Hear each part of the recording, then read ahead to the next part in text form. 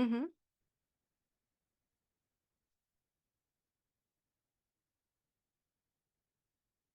Hello, can you hear me, guys?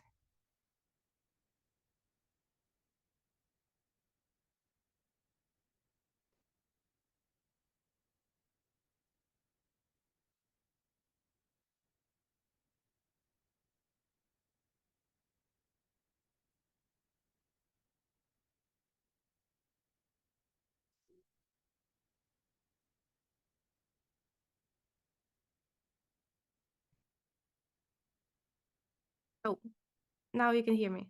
Yes? Okay, great. Thank you. Mm-hmm. Yeah. So I'm reading the chat, so please write me in the chat if anything happens, okay? Any questions and so on. So let's start again. Good evening, dear teachers. Nice to see you today on our webinar about lesson planning, modern teaching with the NUS. Let's go on and let me tell you a little bit about myself. My name is Maria.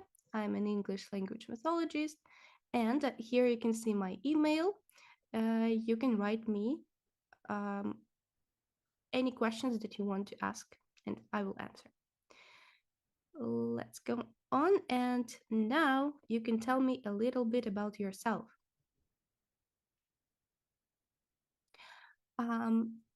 Your name, where are you from, a little bit about your teacher experience, and what do you hope to learn today?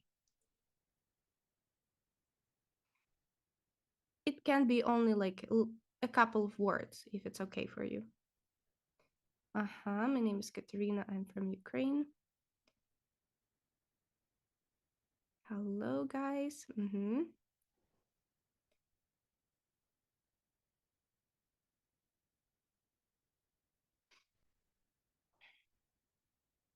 About experience, it can be just like how many years, like 5 to 12. I don't know how many years.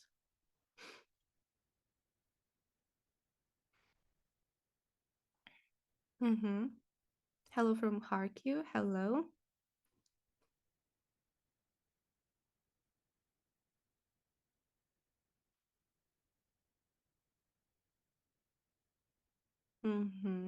Lots of people from Kharkiv I can see.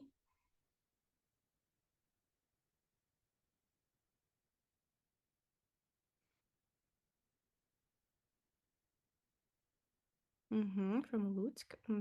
Great. Hi, Tatiana. Hello from Poltava. 15 years. Oh my God.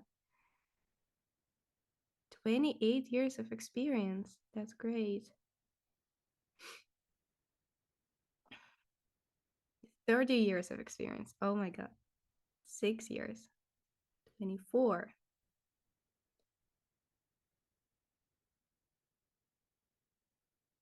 Kiev and is almost 20 years. 17 years.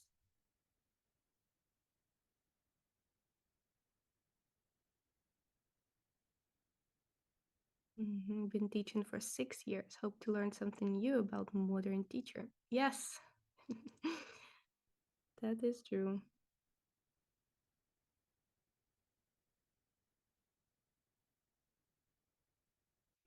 Okay, from Chernivtsi.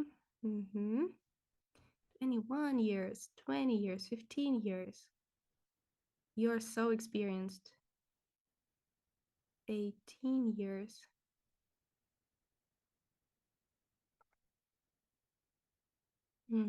Over 18 years, 21. 6 years, 27 years, 25 years. So many great teachers today. Oh my God. From Lviv. I can see Ivano-Frankivsk. For 7 years, hope to learn something new. Yes, we're all hoping to learn something new today. Okay. 53. Oh my God, 53 years. Okay. Ivano-Frankivsk, 13 years. 26 years. Okay, so many teachers, great teachers, and I hope I will tell you something new today. So let's go on. Let's look at what we're going to start today. So teachers have a lot of responsibilities, but lesson planning is by far one of the most consuming. If you don't use your time wisely, you can be left feeling like you're always playing catch up and can never get ahead.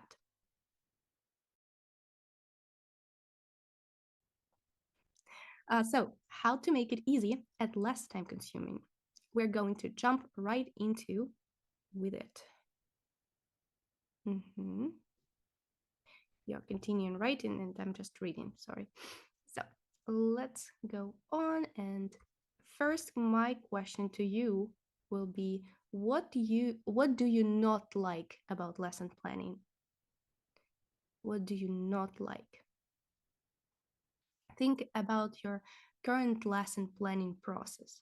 What aspects do you find challenging or frustrating? Maybe it's the time it takes, or perhaps it's the difficulty in aligning activities with learning outcomes. Share your thoughts in the chat. Let's discuss common concerns. Let's help each other to understand that we have similar thoughts. A lot of paperwork. Yes, that's true. Time consuming. Yep. Time consuming. Paperwork. It's the main idea, yeah. The amount of time it takes.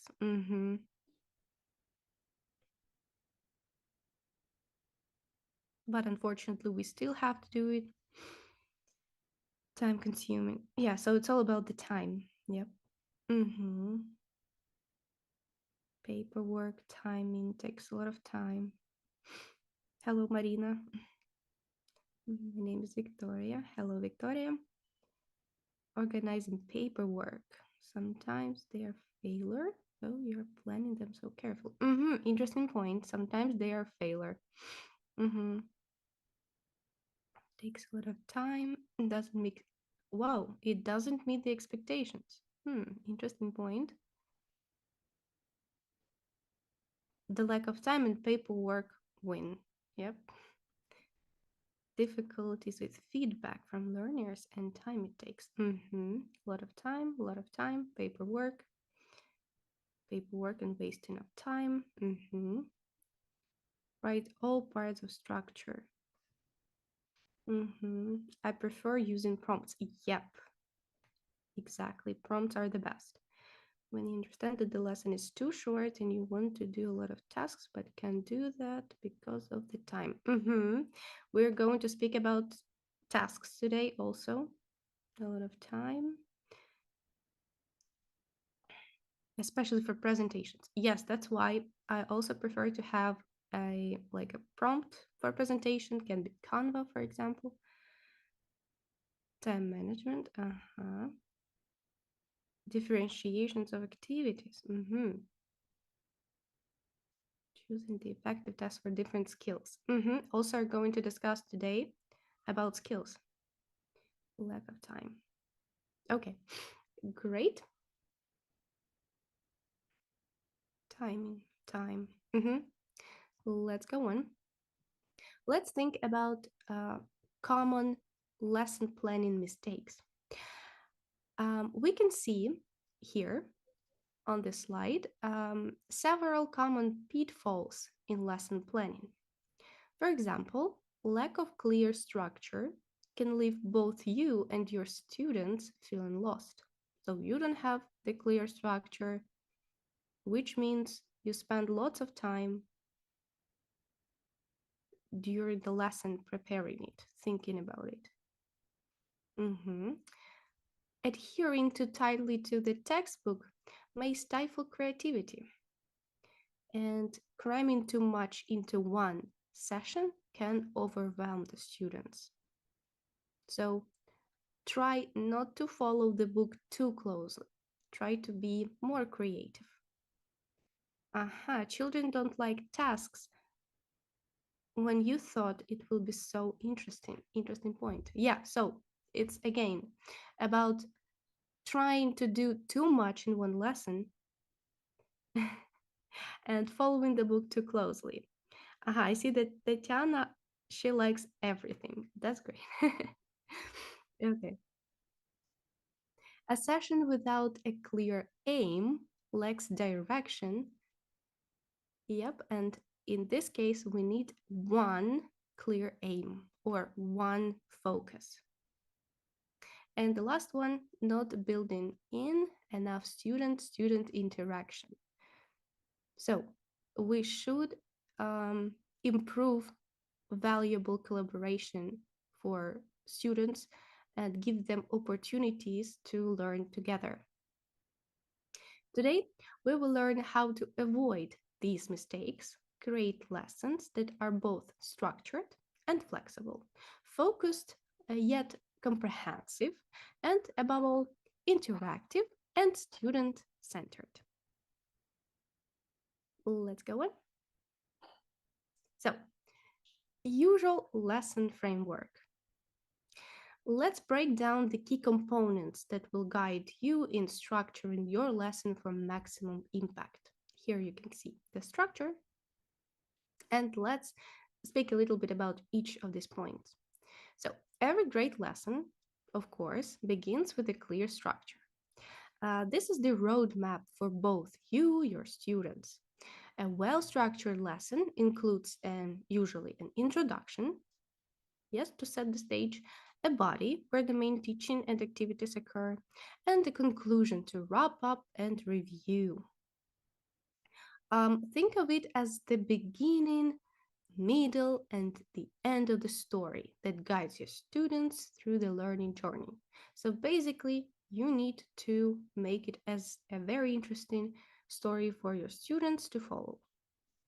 Then we, of course, need to clarify and enhance book material. So we should understand what is the book about, why each of the tasks was there, why we put it here. Textbooks provide lots of information, but it's our job to bring the content to life. Use the book as the starting point, but then clarify and enhance the materials with real-world examples, multimedia, of course, and some hands-on activities. It will take your lesson more engaging, more interesting for students, and more relatable. I will show you how to do it today. Then it's tempting to cover as much information as you want, but a lesson with too many topics can lead to cognitive overload. So basically, we shouldn't overload our students with information, because usually we want to give them everything, like present simple, I don't know, with grammar, yes, listening activity with the words, with new vocabulary, then maybe writing at the end to practice this vocabulary. Yes, we want everything them to know, but it is actually really bad approach. It shouldn't be done like that. So this targeted approach ensures that each lesson is manageable, and each task should be aligned with a larger purpose. So each lesson should have only one major goal. Yep. Next one, lead to aim achievement. Each lesson should have a clear aim and learning outcome. So you should understand what your students will learn after the lesson. It should be specific, and you should design your activities to lead the students toward achieving this aim. And it can be like, what do you want your students to know or be able to do by the end of the session? And it shouldn't be like, I want them to know present simple. No, it should be more specific. I want them to speak about their everyday life. I want them to speak about their hobbies. I want them to speak about computer games. Yes, which almost all children like. I want them to speak about books, maybe. Interesting topic for children, but you know. So this is the goal-oriented planning. And you should always keep that in mind, that each lesson should have a specific purpose. And the last one, have a built-in interaction. This is, of course, more for like classes when we have lots of students, or at least two. Yep. In this case, you should plan some tasks for student-student and teacher-student interactions. And we can achieve that with the help of different discussions, group work, peer teaching, why not, some interactive technologies. I will show you a couple of my examples today. So the main idea is to make your lesson more dynamic and help children to understand that they can help each other. They can learn with the help of each other. That the teacher is not in the center of the class, but they are like the center. And this is the main idea. Okay, let's go to the next one. And of course, for each lesson, first of all, we should understand what are lesson frameworks. And I have a question to you. What are lesson frameworks? How do you understand that? What can it be? It's not like one, but what is it exactly? You can write in the chat your options. Like you can write one option and we will cover all of them together.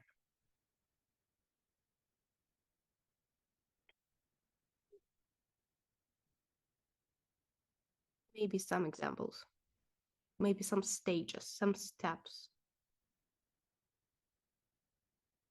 some lesson outcome. What can it be?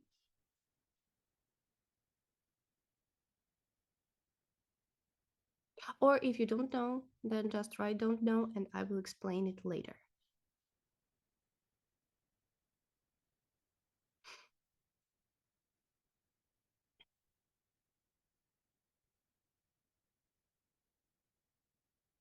The topic. Okay.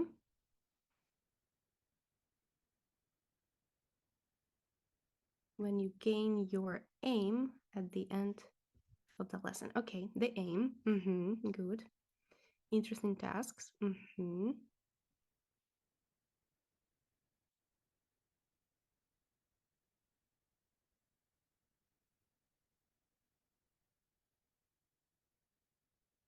Like leading. Okay.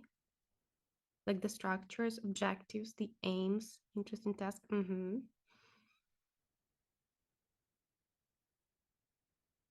To set the goal of the lesson.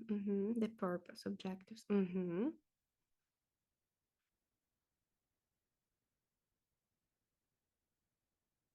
Aims.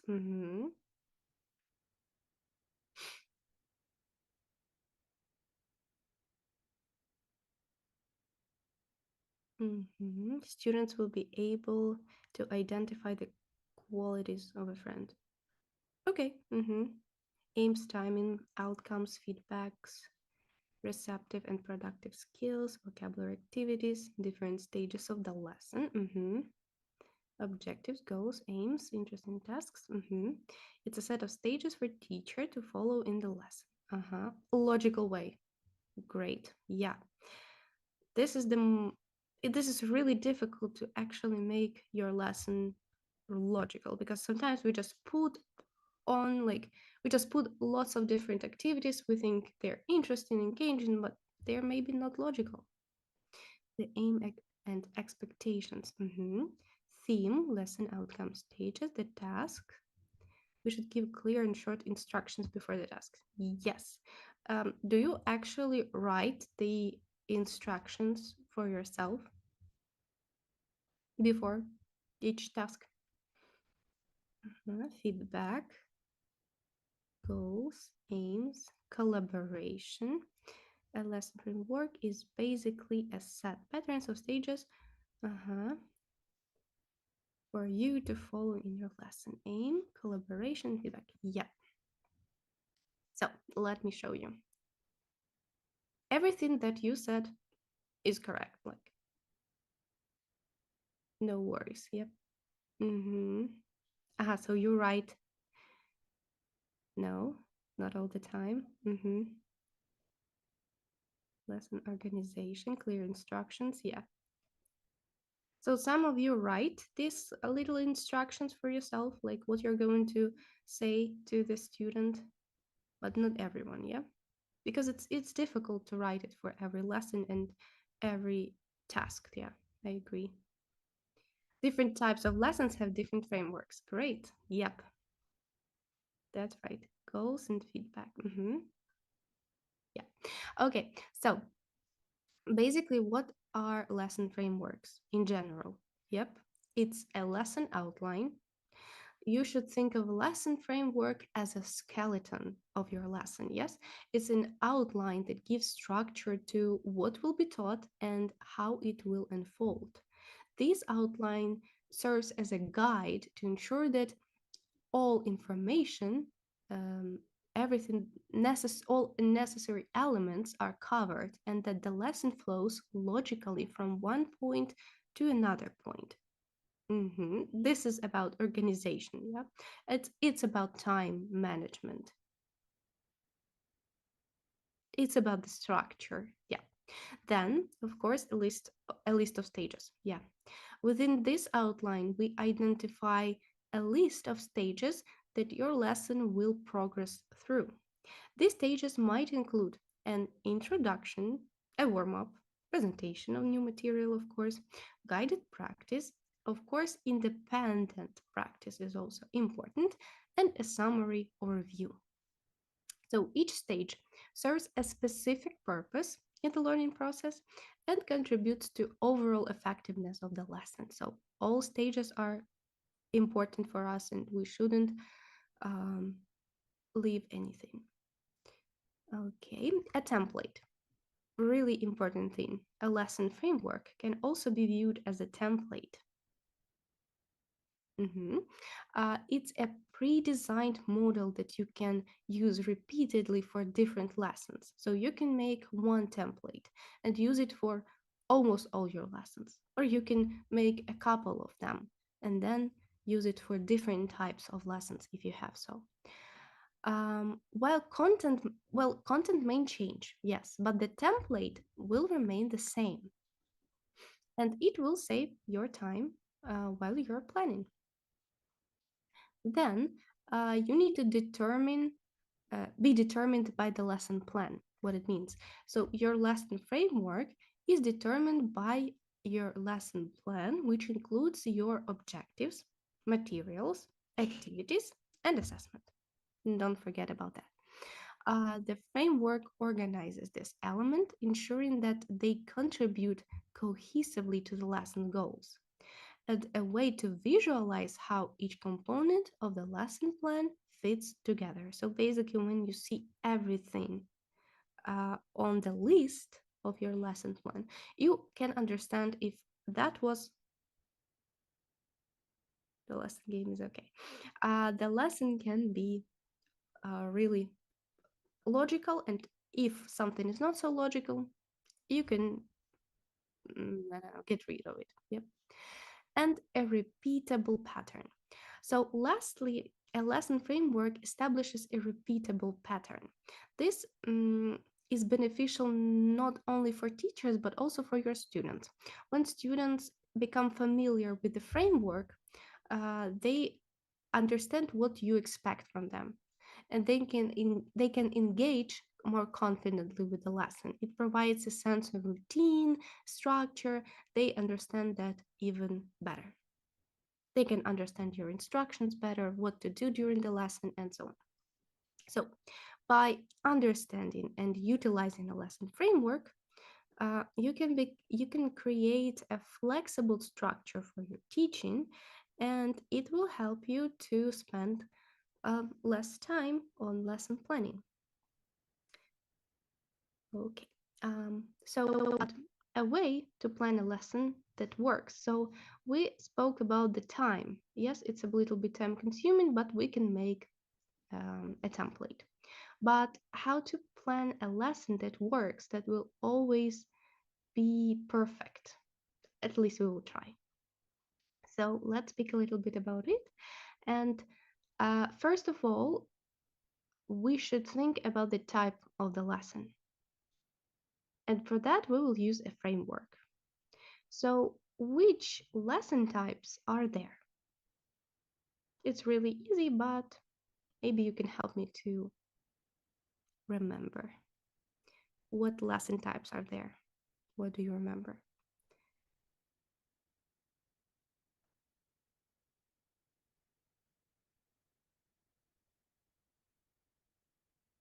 Usually, when we speak about the lesson type, we mean 7 main lesson types. Of course, there might be even more, but the majority of them are structured like this, in this pattern, like 7 of them.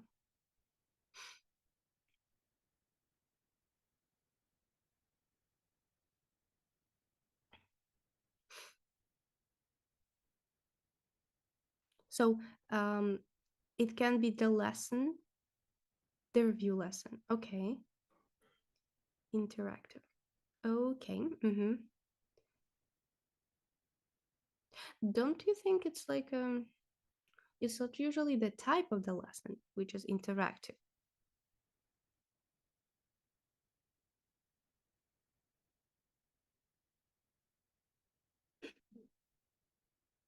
The review lesson. Interesting, the review lesson. So you all think it's interactive, yeah? So usually the type of lesson is the lesson that we want to teach. Development drill. Development drill, it's more about the parts of the lesson. Revision, demo lesson, okay. Interactive, Developing, yes, thank you. Developing listening skills, writing skills, good. Discussion, group work, presentation is more about the parts of the lesson, not their types. But I think revision lesson is more like a type of a lesson, but might be a little bit boring. So let me show you what I mean. So here we have 7 types of lessons. Usually it's like about reading, listening, speaking, writing, vocabulary, grammar, and functional language. We have all of them, and we understand what our lesson will be focused on. So, for example, in a reading lesson, the focus is on developing students' ability to comprehend, analyze written tasks, and the framework that we will choose for this lesson would be a little bit different than, for example, speaking lesson. The framework would be something like pre-reading tasks to activate background knowledge, maybe some vocabulary pre-teach, maybe some during reading tasks, and post-reading tasks. What is functional language? Great question. So usually we have vocabulary, but we have functional language.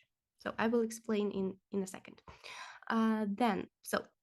Then listening lessons usually are designed to improve students' ability to understand spoken language. So it also should include pre-listening activity, then listening tasks, yes? That should be a little bit more challenging than pre-listening activities. And then a follow-up activity to discuss and reflect on the context. Then speaking lessons. Quite interesting type because the goal of speaking lesson is to enhance verbal communication skills. So a speaking lesson framework might include, of course, warm-up activities, guided practice with structured speaking tasks, and opportunity for freer practice to imply skills in more natural context.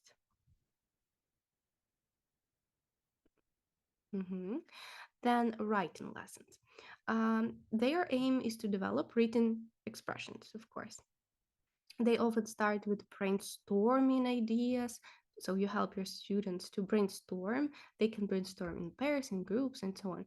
Then it followed by focused writing tasks. So yes, on the lesson, during your lesson, you can actually write with the students like a part of writing task. It is possible. Then you can, for example, have a review, like a peer review, when they share their written tasks with each other, and that's what they will have. And then for their homework, they will have this final draft, and for their homework, they will just write everything, like the main with the main written task. They will just write it there. But with the help of a draft, it will be easier for them to do. Then vocabulary tasks. Vocabulary lessons, sorry. They are centered around teaching new words and phrases. And a typical framework includes presentation of new vocabulary. Then we should understand the meaning of vocabulary in a sentences or scenarios maybe, and practice to try to memorize it.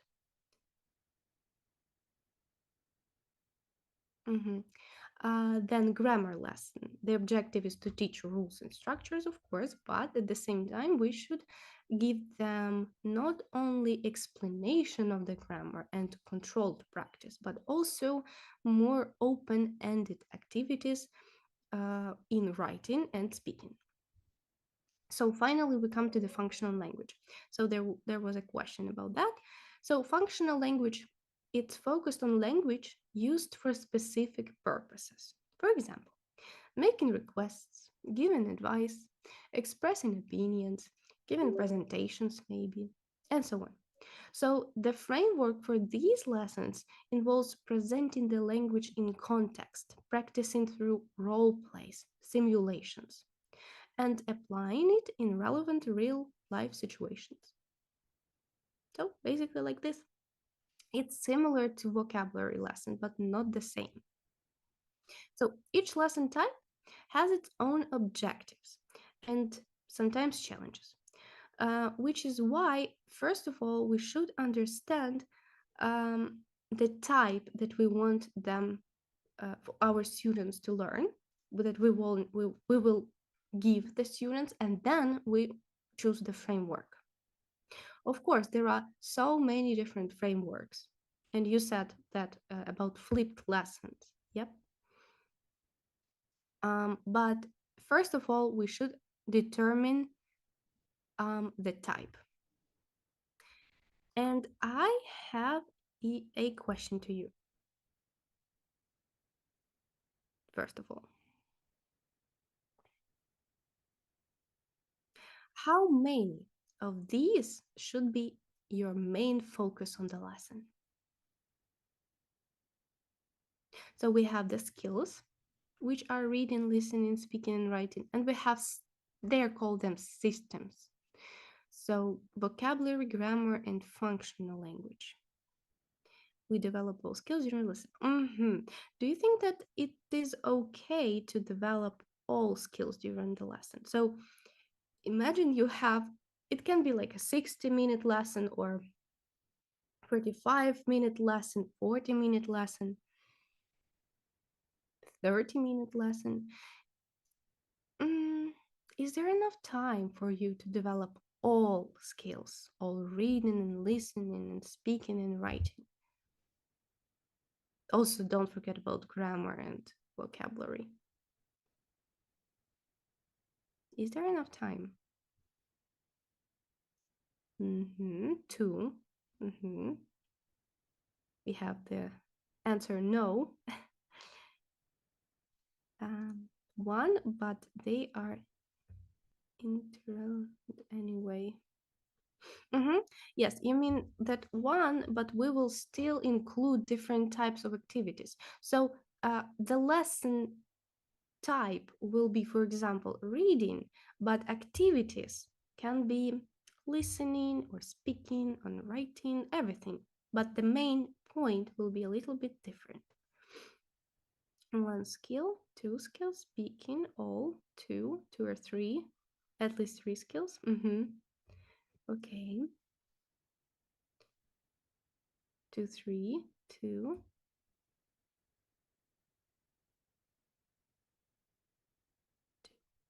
So you think it might be 2 or 3, 2 or 3.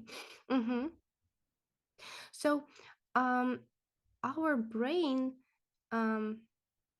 works a little bit different. We have to do all, but it's impossible. Great comment. So basically we want all. We want them all, but it is impossible. That's why sometimes our lessons are not so great, not so functional as you want them to be, or we just skip some of the parts because we don't have much time. And it is okay, because as I told you, our brain can't process all information, can't take everything from the lesson. So it is impossible. So basically, what I recommend is to use, your main focus should be only on one skill or system, only one. But of course, tasks can be different. But the main idea, the main focus is one, not 4, not 2, not 3, only one. And I will show you how we can do it. But first, so we should discuss different frameworks, yes, for this one type. So for example, we choose grammar or vocabulary or writing and so on. We have 2 main frameworks. Again, there are lots of them, but we're going to speak a little bit today about these 2 main frameworks. So we have PPP framework and PDP framework. Let's first discuss the PPP and what are the stages in PPP framework? What is that PPP? Do you actually know what is that?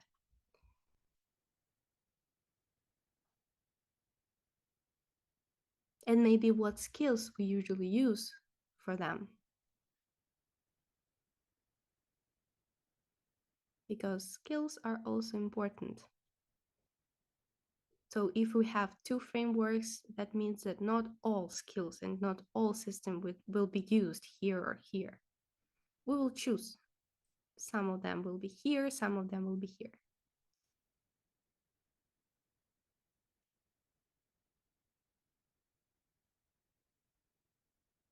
So I will be waiting for your answers now. We have the first answer, present practice production. Yep, perfect. Yeah, but what are the stages that you know? A successful lesson plan integrates 3 key components: learning objective, learning activities, and assessment to check for student understanding. Exactly, very good, thank you. Presentation, practice, production, yep. So you think, you mean that we have like 2 stages or 3 stages or 4 stages, yep?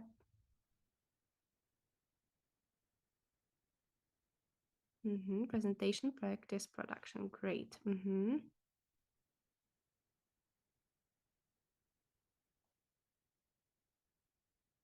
Yep, you're right. So basically, presentation, practice, production, the main ideas. And we're going to look at the stages here. So It is recommended to use the presentation practice and production for teaching speaking, writing, and grammar, usually. And it is logical. Let's discuss this, yeah? So it's the teaching model that is quite easy to use for us and for students to understand. So in the presentation stage, we usually discuss new language, new concepts. We introduce, we can introduce the vocabulary, we can introduce grammar also. And this is like the show and tell part of the lesson, yes? Here, the teacher provides clear examples of the target language or target grammar that we want to teach them. We often use different visuals, realia. We should include different context to help to convey the meaning. It is essential to ensure that students understand the new material before moving on to the next stage. So in this presentation part, we also have deductively teaching and inductively teaching. Here, soft skills, of course, soft skills during the lessons, it's important. So deductively, we usually use this approach when we just tell the student what is present simple. Just what is present simple? It's this, yep, just basically the rule. But inductively, this is quite interesting because in this case, we shouldn't tell them what is that, but we should guide the student to understand what is it.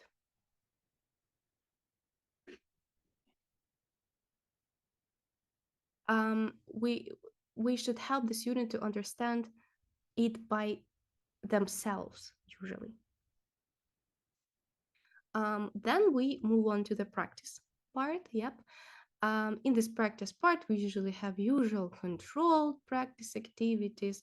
It can be drills, fill in the blank exercise, different sentence transformations. So our goal is to build confidence and accuracy, yes, using this language. It can be semi-controlled also, it is possible. And the last one, production with freer practice, where the students are encouraged to use the language more freely and creatively. It is the best is to give them the contents, the context in which the student can apply what they learned in more realistic situations, in real situations. For example, it can be role plays or different discussions, can be writing tasks, like writing a message to your friend. Yep. And the main idea is to make it more meaningful to them. That's how they can, you can, in that case, personalize the task to demonstrate how they can, what they can do with their language in real life. For example, if they like computer games, you can write together a review on a game, for example, or write a little comment about the game, or what message would you write to your friend if you want to play with them, something like that, but in English. Then we're going to the next stage, which is PDP. So, and I had that, I see that some of you tried to guess what is that, personal development planning. Yeah, it might be, but it's not. Demonstration practice. Presentation demonstration practice. No, it's not. It's not that. I will show you. So, it's just pre, during, and past. And usually we use this framework for reading and listening lessons. In this case, we just give them the context that stands for pre, during, and post, and reflecting the stages of each of this lesson. So let's take a look. Here we have the pre-stage. Here we should prepare our students for what they are going to read about or to listen to. We can also pre-teach some key vocabulary. So it's not that the vocabulary they must learn and use every day. It's only the vocabulary that they will need to listen and understand what they're listening about or reading about. Then it can be also the task with making predictions or setting a purpose for reading or listening, why we want them to read or listen. We can engage their curiosity. We can provide context for them, maybe about the new information that they're going to find out. Then during, we usually use it for reading and or listening, and it can be different. For example, it can be reading for specific information, or it can be reading for gist, or just annotating the text. So the main idea is to understand the text and do the task. And in this case, we can teach them different skills. It's important. Skills in reading, I mean. And then we have post stage where they should reflect. So after reading or listening, they should summarize the context. They should analyze it. They should discuss their reactions. They should apply information to different contexts. So this stage is also crucial for us, and we should understand if they understood the all information that they had. And this is the opportunity for students to connect the material that they learned with their own experience and knowledge. So they're quite similar to the previous one, but different at the same time. Here you can see all of them. So you see the difference between them. And let's go here. So what questions to ask yourself when creating the PPP or PDP lessons? You can write it in the comments. I will read, but first I will show you what are the questions. So are the activities of these lesson frameworks plan linked to each other? So all activities should be linked logically. Do activities belong to the right stage of the lesson? For example, is it the pre-reading activity or an actual or during or post activity? We should understand it from the book. Is the lesson plan based on reality or not? Does it have the unrealistic expectation? Is it possible in real life, and so on? Is the evaluation strategy measuring what you need to measure, like in the end? And are activities engaging to the learner, the main idea? I know that you can think that yes, it's engaging, but actually it's not, but that's okay. In this case, we should just understand what our students like. Then the next one, it's consideration when we plan the lesson. So you can give your examples if you have them, but I will show you mine. First of all, your activities should encourage peer-to-peer interaction. Your students should be taught grammar inductively. Your lesson is made up of tasks that maximize student talking time. Don't forget about that. Students should talk at least 60% of the lesson. Students stand up and talk to others in case of offline lesson, and in case of online, we have rooms that you can put them 50-50. Okay. Also, you should include games and activities that are fun and meaningful, and scaffolding. It's good because students can do what they want them to do, what you want them to do. Yep. Scaffolding refers to the support you give students to help to achieve a learning goal. So, good scaffolding means that students can successfully complete tasks with just the right amount of challenge. It's neither too easy nor too difficult. When scaffolding is done right, students can progressively work towards independence in their learning tasks, so they can actually learn that by themselves. And I want to give you an example how I analyze the lesson and how I understand which part of the lesson is which. So, reading lesson. What we want our students to do in a reading lesson. Of course, we want them to practice skimming, maybe, understand the vocabulary in context, maybe comprehension, maybe teach them scanning, reading for detail, maybe practice fluency, maybe expect the reaction to the text, maybe predict, or to have a discussion. So there are lots of different tasks that you can include, but it's not that you must include all of them. It can be like 3 of them. For example, you want to practice skimming, reading for detail, and a discussion at the end. Or you want a predicting at first, then you want them to scan the text, and then practice fluency. It is okay, so you should include all of them. It's enough if you include like one or, well, not one, 2 or 3 of them. Then we need to understand our lesson plan. Here is it. So we will include a leading, pre-reading task with vocabulary pre-teaching, then while reading task for detailed task, and post-reading with productive task. This is my idea, but you can also change something here. For example, instead of a detailed task, it can be only skimming or something like that.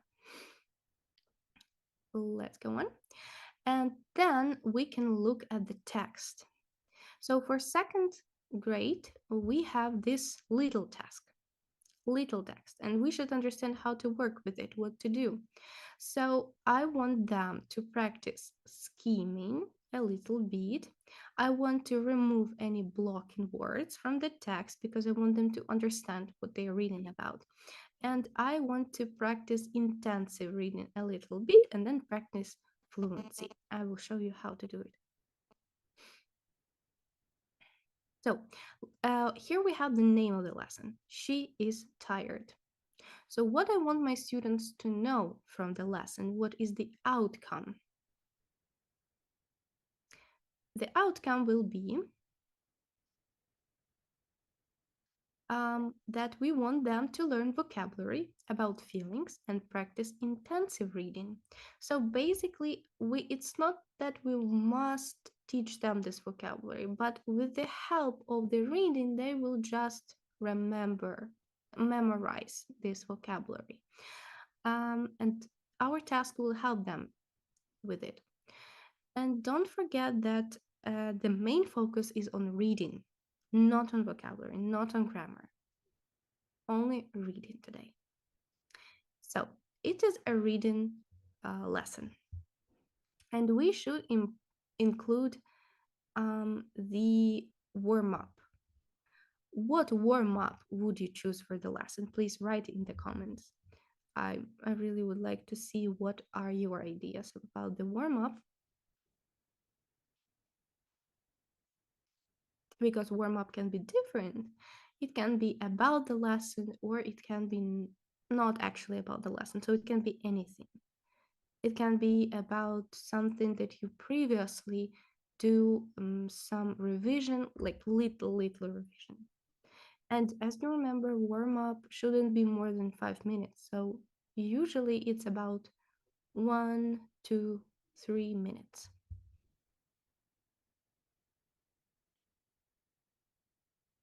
So warm up for the lesson about feelings. What can it be?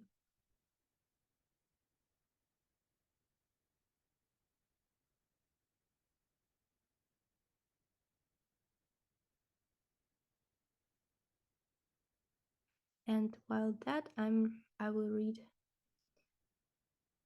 some of your comments here.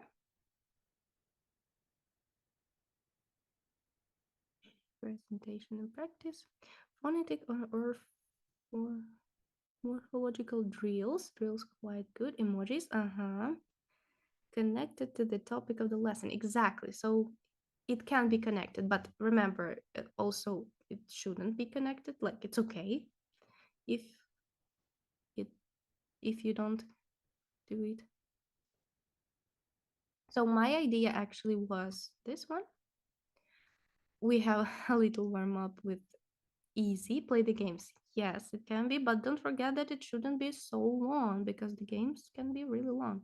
So it can be like word wall or something. In case of feedback, it can be about the homework. Yeah, it can be. So, Son, how are you? Good. So my idea was this little chart. How are you today?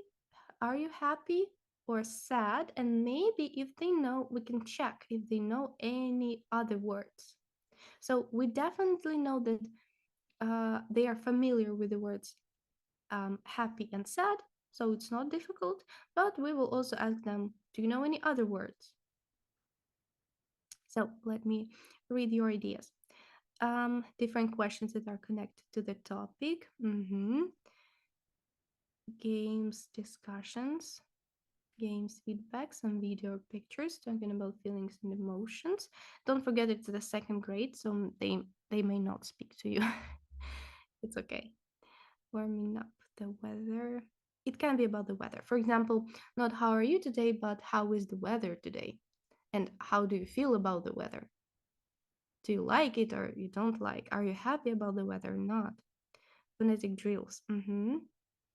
Match words, emotions with pictures. Pay attention that matching words, emotions with pictures might be not a warm-up, but more about pre-teaching games. Yeah, so games, songs are okay. Let's go on.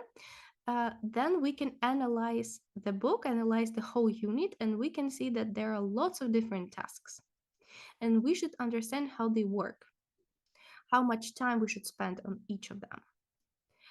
Why the authors put these tasks here. What are the aims of these tasks?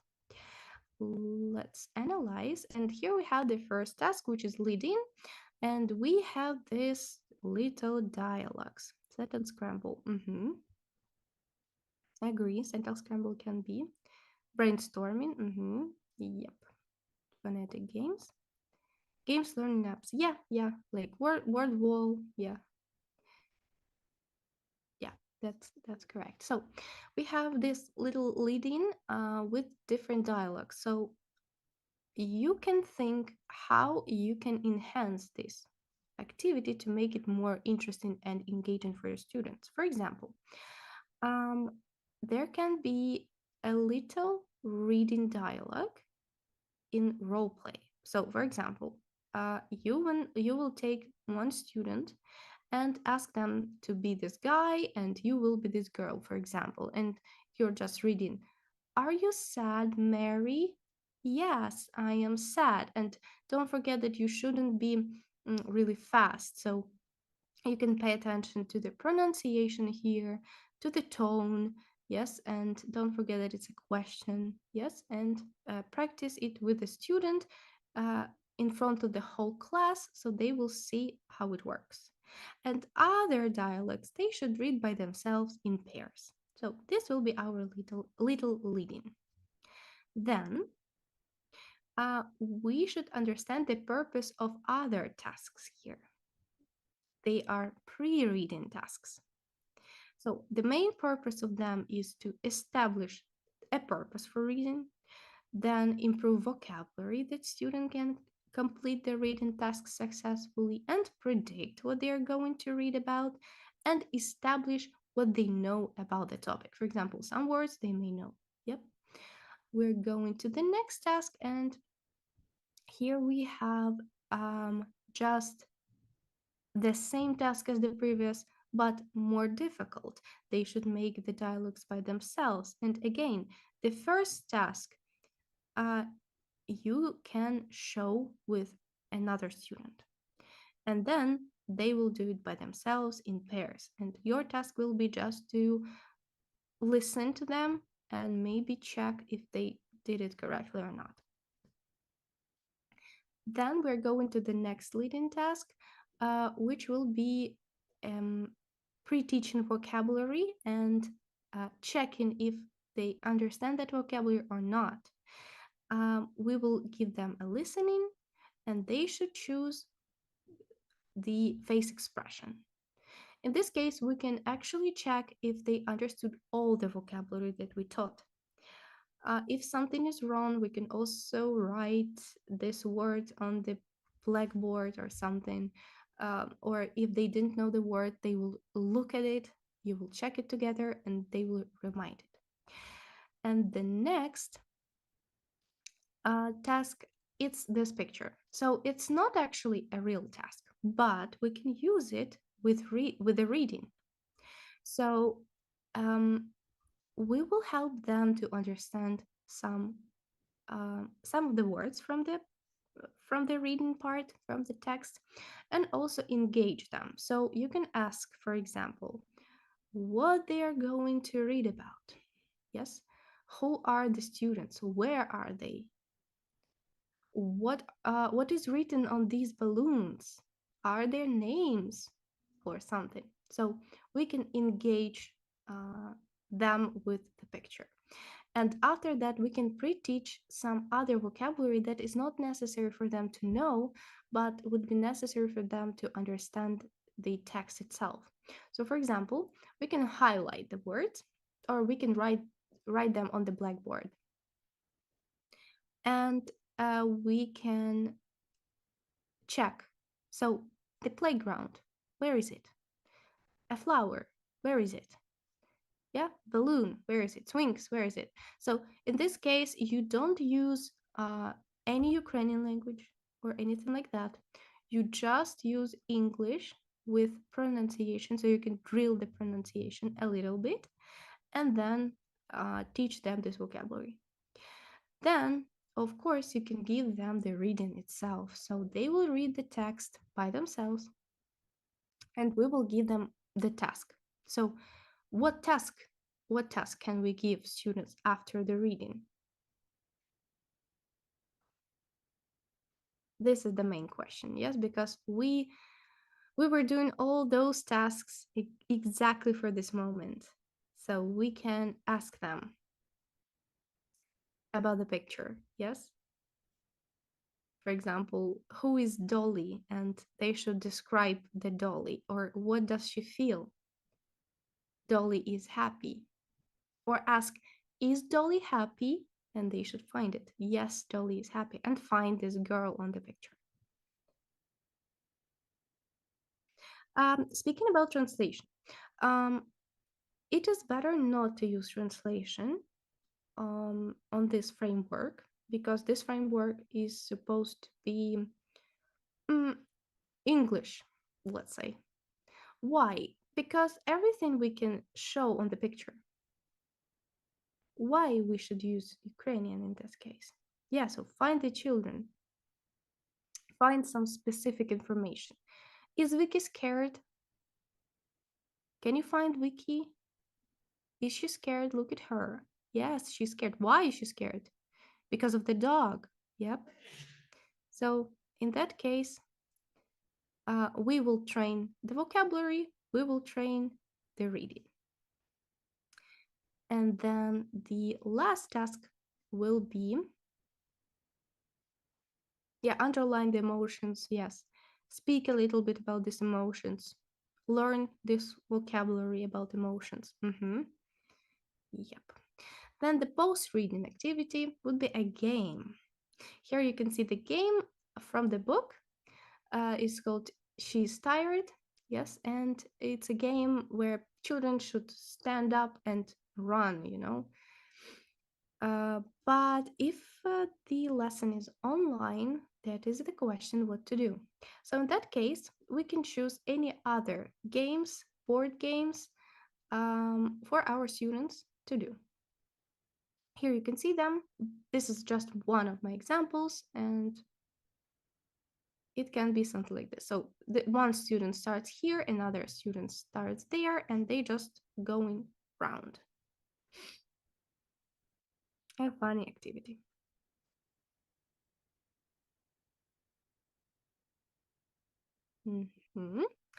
And after that, we actually have a very important stage, giving feedback.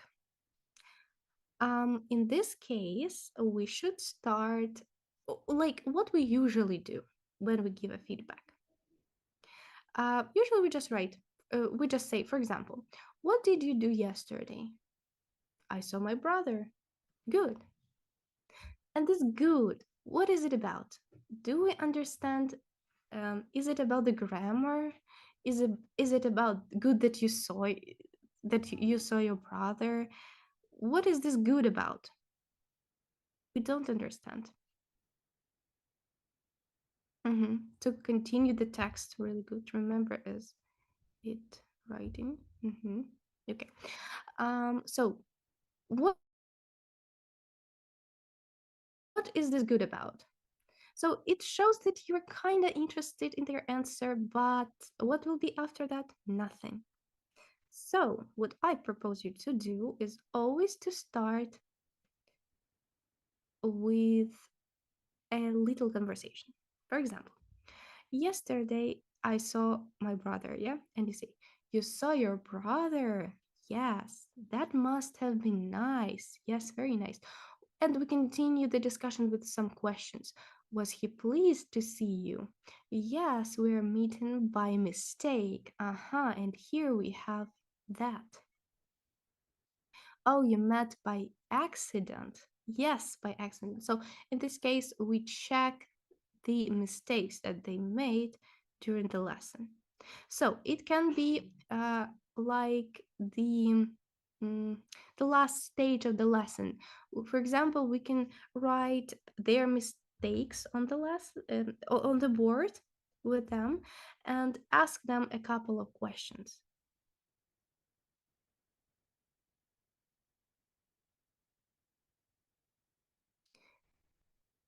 So and after that we will give them the feedback that what should you say here? Yes, you can make it as a real conversation at the end of the lesson, but without like, hey, this is not correct, the correct option is by accident, not by mistake. Yeah, no, we just change the sentence to help them and we continue the conversation. And praise, of course, praise, it should be positive, specific, sincere, encourage growth mindset. But how to say that? Yeah, how to ensure that we gave the right feedback? So you should choose the exact thing that you want to praise. For example, you've made a great effort in completing this project in time, or great, you did it even before the time. Yep, the time that you were supposed to do it, or the way you organize your essay with a heading, with arguments. It's great.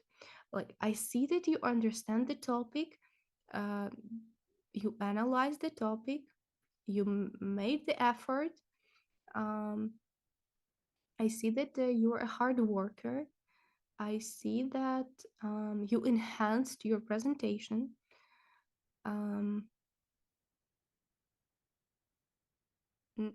I can see that you understand the past tense even better this time.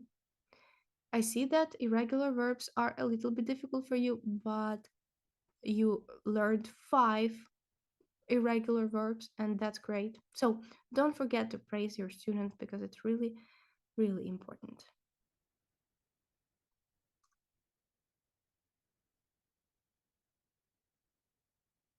Work in groups. I know that when you have like huge groups, yeah, 30 people, it's really difficult to give them all feedback and praise. But it's not that you have to do each lesson. Just choose the students that you want to give it today and next time and so on. But don't forget about all of them, of course. Try to give them feedback sometimes, like from time to time. But everyone should receive their feedback.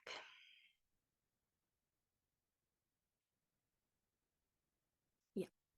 Okay. Here is about the praise and feedback, and that's actually everything that I wanted to tell you about today. I want you to remember that we have the page on Facebook, and there you will find some interesting events that maybe you would like to go to and read some interesting information about English methodology, for example. And also, if you have any questions, don't forget that you can write me in my email or right now in the chat, and I will read it and answer. And there was a question, is it necessary to teach children to translate a text? I would definitely say no, because what is the point? Are they going to be a translator or something? No. In that case, I think that it is more important for them to understand the language, to know how to respond, to know how to speak about themselves, how to speak about their hobbies, how to say no, for example, in English. They should, for example, watch a video about what they like and understand not the 100%, but at least something about the topic that they like.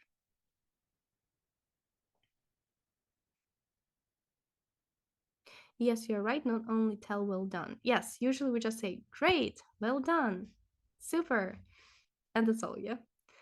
But we should expand that answer. Um, are there interactive tests for second grades? What do you mean? Are there interactive tests? I mean, in general, there are lots of them.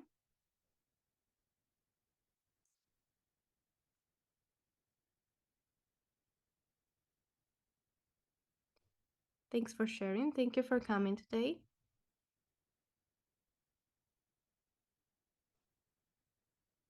Also, after our webinar, you can continue with the form and write what you want to hear about on our next webinar. So you can propose different topics that you would like to hear.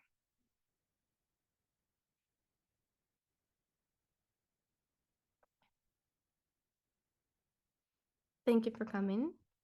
Thank you very much for coming, for listening to me.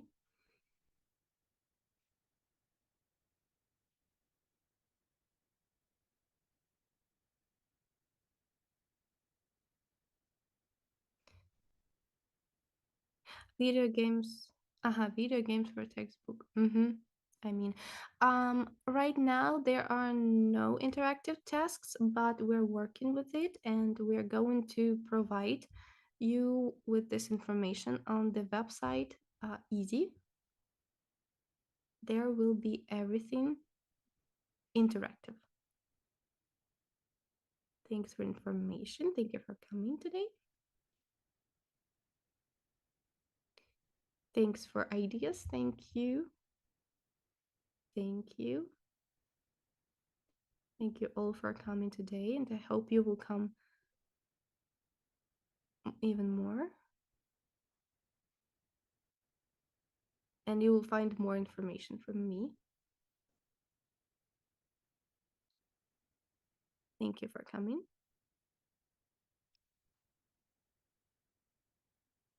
Be safe and sound. Yep, you too. Thank you. So, any questions, please write in the chat.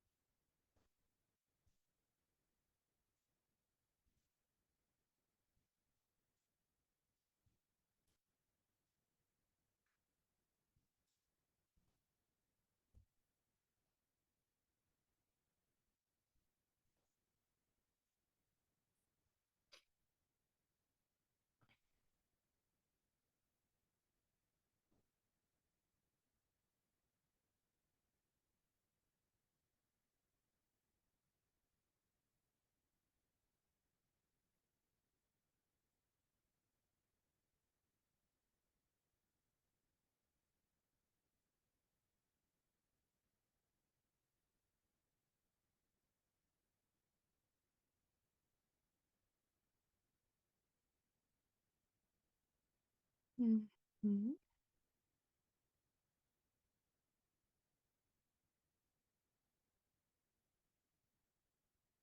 Mhm.